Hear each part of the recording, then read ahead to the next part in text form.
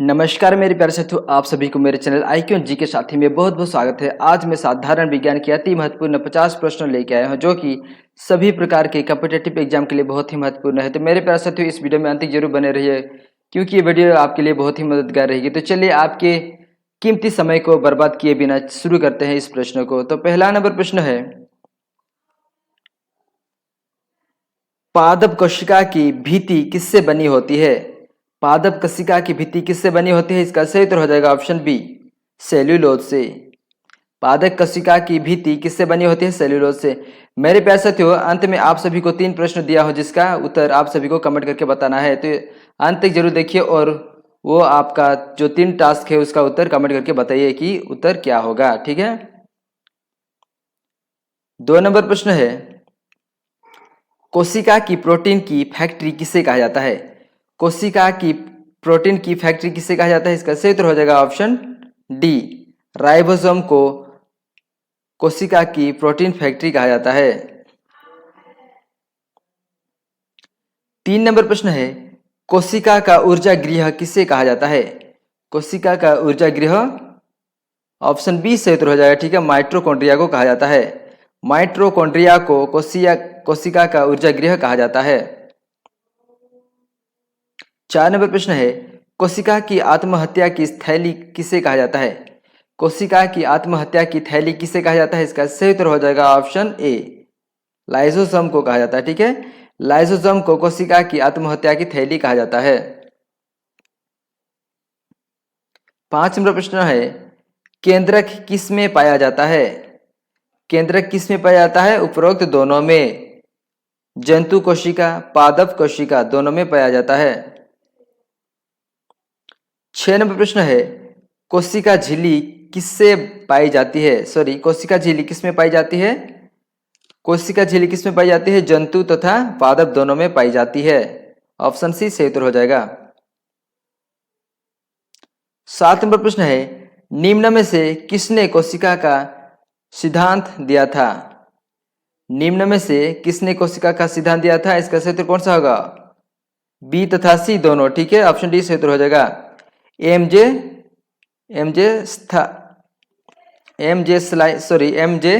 Schleiden और Theodore श्वान। ठीक है, थियोडर श्वान दोनों सही उत्तर हो जाएगा। 8 नंबर प्रश्न है, कोशिका भित्ति निम्न में से किस में पाई जाती है? कोशिका भित्ति निम्न में से किस में पाई जाती है? इसका सही उत्तर हो जाएगा ऑप्शन बी, पादप में पाई जाती है। ठीक है, कोशिका भित्ति निम्न में से किस में पाई जाती है? पादप में पाई जाती है। 9 नंबर प्रश्न है, केंद्रक की खोज किसने की थी? केंद्रक की खोज किसने की थी? रॉबर्ट ब्राउन ने की थी। 10 नंबर प्रश्न है, कोशिका में पदार्थ का परिवहन किसके द्वारा होता है? कोशिका में पदार्थ का परिवहन किसके द्वारा होता है? इसका सही उत्तर हो जाएगा ऑप्शन डी, गल्जी काय के द्वारा। 11 नंबर प्रश्न है, कोशिका कितने प्रकार की होती है? 2 प्रकार की होती है। 12 नंबर प्रश्न है, कोशिका के अध्ययन को क्या कहा जाता है? कोशिका के अध्ययन को साइटोलॉजी कहा जाता है। और कार्डियोलॉजी क्या है मेरे पास साथियों? कार्डियोलॉजी जो कि हृदय तथा उनकी बीमारी के अध्ययन को कार्डियोलॉजी कहा जाता है। और हेमाटोलॉजी क्या है? रक्त के अध्ययन को हेमाटोलॉजी कहा जाता है। और साइकोलॉजी क्या है? मनोविज्ञान है साइकोलॉजी। तो सभी को याद रखिए, सभी बहुत ही महत्वपूर्ण है। तो कोशिका के अध्ययन को क्या कहा जाता है? साइटोलॉजी कहा जाता है। 13 नंबर प्रश्न है, सबसे छोटी कोशिका कौन सी होती है? सबसे छोटी कोशिका कौन सी होती है? माइकोप्लाज्मा। माइकोप्लाज्मा सबसे छोटी कोशिका होती है। 14 नंबर प्रश्न है, मानव शरीर का सबसे लंबी कोशिका क्या होती है? यानी कि मानव शरीर में सबसे लंबी कोशिका कौन सी है? तंत्रिका कोशिका। 15 नंबर प्रश्न है, सबसे बड़ी कोशिका का नाम क्या है? सबसे बड़ी कोशिका का नाम क्या है? शुतुरमुर्ग का अंडा, ये सही उत्तर है। ठीक है, ऑप्शन सी सही उत्तर हो जाएगा। 16 नंबर प्रश्न है, मानव शरीर का सबसे बड़ी कोशिका क्या होती है? मानव शरीर में सबसे बड़ी कोशिका कौन सी है? इसका सही उत्तर कौन सा होगा? ऑप्शन ए, अंड कोशिका। ठीक है, अंड कोशिका मानव शरीर का सबसे बड़ी कोशिका है। 17 नंबर प्रश्न, मानव शरीर में सबसे छोटी कोशिका क्या होती है? शुक्राणु। शुक्राणु मानव शरीर में सबसे छोटी कोशिका होती है और सबसे बड़ी कोशिका कौन सी होती है? अंडकोश। 18 नंबर प्रश्न है, सर्वप्रथम कोशिका की खोज किसने की थी? सर्वप्रथम कोशिका की खोज किसने की थी? रॉबर्ट हुक ने की थी। 19 नंबर प्रश्न है, कोशिका रस किसे कहा जाता है? कोशिका रस किसे कहा जाता है? रसधानी को कोशिका रस कहा जाता है। लवक कितने प्रकार के होते हैं? लवक कितने प्रकार के होते हैं? 3 प्रकार के होते हैं। 21 नंबर प्रश्न है, धारिता का इकाई क्या होता है? धारिता का इकाई फ्रेड होता है। ठीक है, फ्रेड धारिता के इकाई है। 22 नंबर प्रश्न है, पदार्थ का परिणाम का मात्रक क्या होता है? यानी कि इकाई क्या होता है? पदार्थ का परिणाम का इकाई क्या होता है? मोल होता है। ऑप्शन ए सही उत्तर हो जाएगा। 23 नंबर प्रश्न है, चुंबकीय अभिभा का मात्रक क्या होता है? इसका सही उत्तर हो जाएगा ऑप्शन बी, वेबर। वेबर चुंबकीय अभिभा का मात्रक होता है, यानी कि एसआई, यानी कि इकाई। ठीक है। 24 नंबर प्रश्न है, कार्य करने की दर को क्या कहा जाता है? कार्य करने की दर को क्षमता कहा जाता है और क्षमता की इकाई क्या है? जूल। क्षमता की इकाई जूल है। 25 नंबर प्रश्न है, पास्कल किसकी इकाई होती है? पास्कल दाब की इकाई होती है। दाब यानी कि प्रेशर की। ठीक है, पास्कल किसकी इकाई होती है? दाब की इकाई होती है। 26 नंबर प्रश्न है, कौन से तरंग को रडार सिस्टम में उपयोग की जाती है?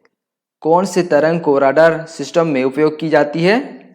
सूक्ष्म तरंग को रडार सिस्टम में उपयोग की जाती है। 27 नंबर प्रश्न है, बेकिंग सोडा का रासायनिक नाम क्या होता है? NaHCO3 बेकिंग सोडा का रासायनिक नाम होता है। 28 नंबर प्रश्न है, टाइफाइड बुखार किसके द्वारा होता है? टाइफाइड बुखार किसके द्वारा होता है? कमेंट करके बताइए मेरे पास साथियों, कौन सा सही उत्तर हो जाएगा? जीवाणु। ठीक है, सही उत्तर हो जाएगा जीवाणु। टाइफाइड बुखार किसके द्वारा होता है? जीवाणु के द्वारा होता है। 29 नंबर प्रश्न है, निम्न में से कौन सा प्लाज्मोडियम परजीवी का वाहक है? निम्न में से कौन सा प्लाज्मोडियम परजीवी का वाहक है? मच्छर। 30 नंबर प्रश्न है, निम्न में से कौन सा तत्व हथेली पर रखने पर पिघल जाता है? गैलियम तथा सीजियम दोनों सही उत्तर हो जाएगा। उपरोक्त दोनों ए तथा बी दोनों सही उत्तर हो जाएगा। ठीक है, गैलियम और सीलियम दोनों सही उत्तर है। 31 नंबर प्रश्न है, बर्फ को पिघलने से बचने के लिए निम्न में से किसका उपयोग किया जाता है?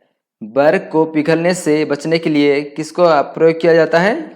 नमक का।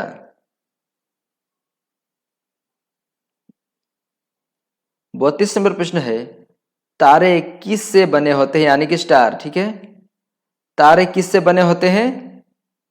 इसका सही उत्तर कौन सा होगा? ऑप्शन बी, हाइड्रोजन और हीलियम से। ठीक है।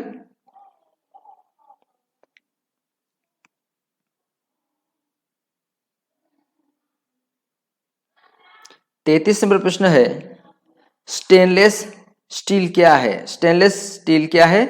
मिश्र धातु है। 34 नंबर प्रश्न है, लोहे की जंग क्या होती है? लोहे की जंग रासायनिक प्रक्रिया होती है।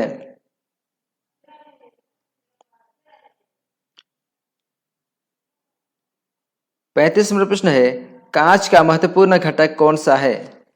कांच का महत्वपूर्ण घटक कौन सा है? सिलिका। सिलिका कांच का महत्वपूर्ण घटक है। 36 नंबर प्रश्न है, जंग लगने पर लोहे के भार पर क्या फर्क पड़ता है? जंग लगने पर लोहे के भार पर क्या फर्क पड़ता है? बढ़ता है, वजन बढ़ता है। ठीक है, जंग लगने पर लोहे के भार पर क्या फर्क पड़ता है? बढ़ता है।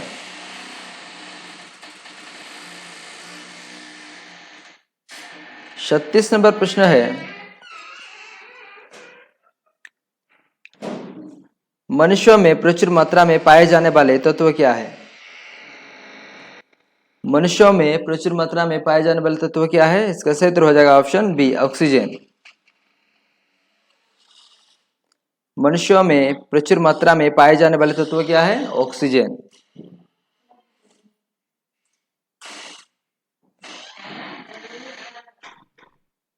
38 नंबर प्रश्न है, मनुष्यों के मस्तिष्क का सबसे बड़ा भाग कौन सा है? मनुष्यों के मस्तिष्क का सबसे बड़ा भाग कौन सा है? इसका सही उत्तर हो जाएगा ऑप्शन ए, प्रमस्तिष्क।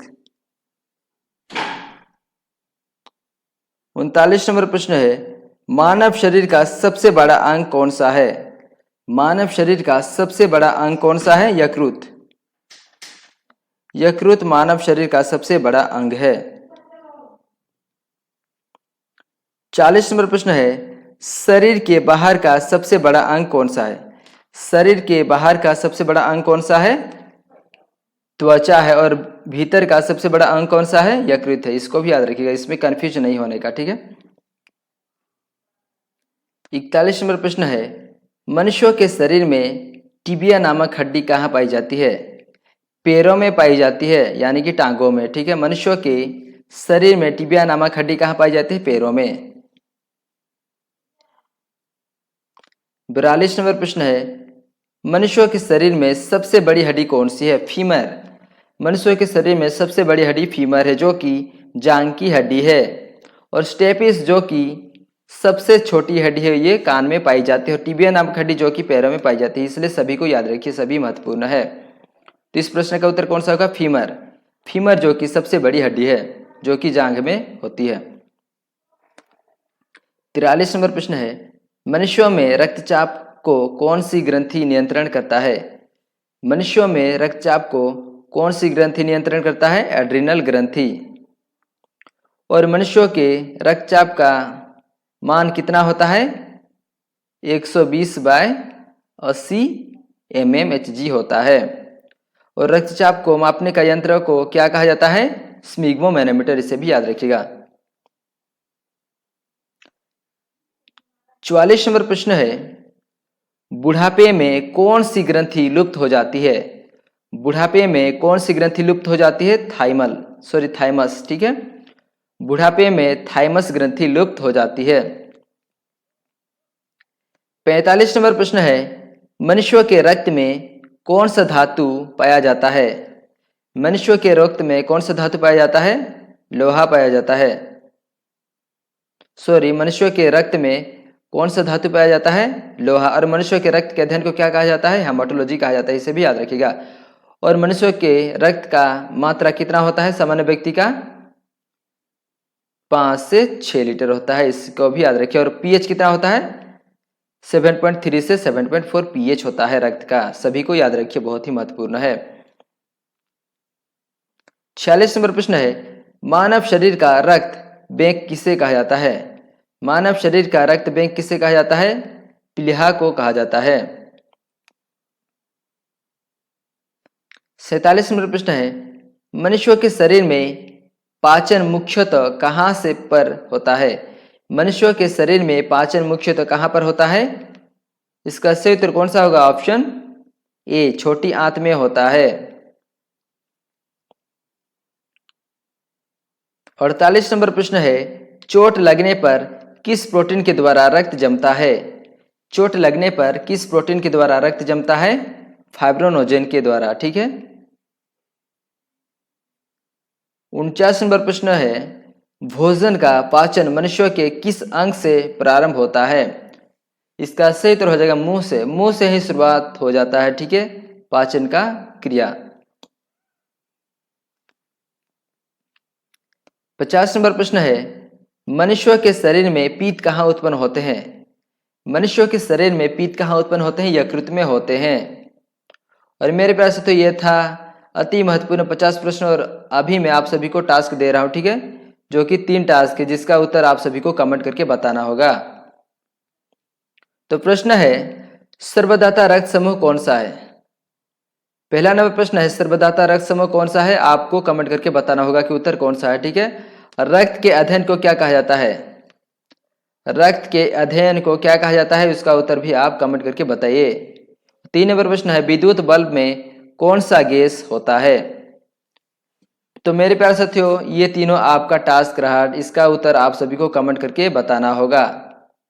तो मेरे प्यारे साथियों, आप सभी को बहुत बहुत धन्यवाद इस वीडियो को देखने के लिए। और आप सभी के भविष्य के लिए बहुत बहुत शुभकामनाएं। धन्यवाद।